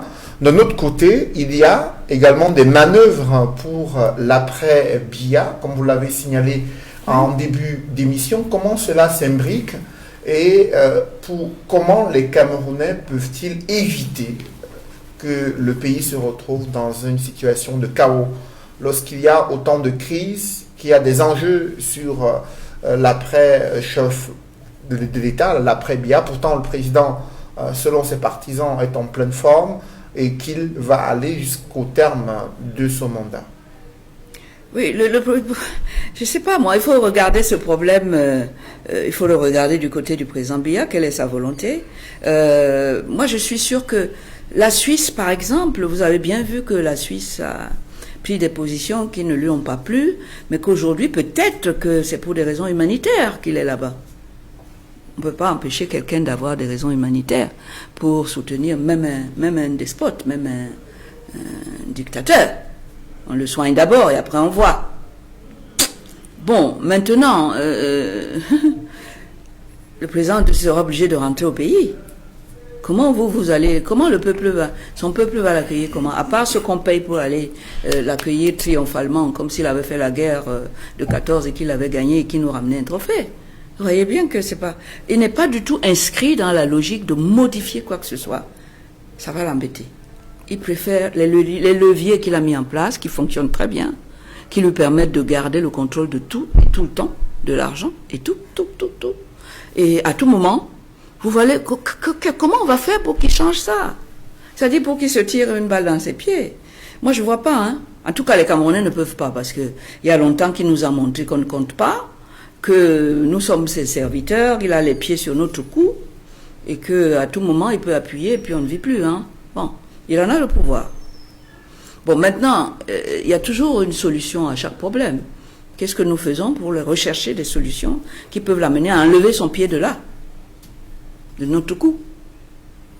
Il y a une plateforme des acteurs de la société civile et des leaders politiques qui s'est réunie plusieurs fois afin d'élaborer un système électoral alternatif à proposer au gouvernement. Une telle initiative pour vous peut rentrer dans cette démarche? C'est pas du tout ça. Ils sont hors programme. Les élections, c'est quand? Travailler. C'est trop juste. Encadrer. C'est trop tôt. C'est plus lointain. Si le président, quand même, il a l'âge de. Comme moi, j'ai l'âge de mourir, lui aussi. S'il part demain, on fait quoi? Pour sauver le pays, pour qu'il ne rentre pas dans la dérive. Si le président n'est pas là aujourd'hui, par exemple, il est en Suisse, peut-être qu'il est malade, peut-être que vous ne saurez même pas qu'il est mort. Mais il y a un cadre institutionnel qui prévoit, en cas de vacance du pouvoir, excusez-moi, le président du Sénat s'assurer excusez-moi, le cadre institutionnel, oh là là, je sais ce qu'on fait des cadres institutionnels. C'est lui qui a fait le cadre. Et c'est comment il l'a fait pour se protéger là-dedans. Le cadre institutionnel, il n'existe déjà pas, même avant la vacance du pouvoir. Vous voyez bien que l'Assemblée nationale, sans séparation de pouvoir, ça fonctionne comment?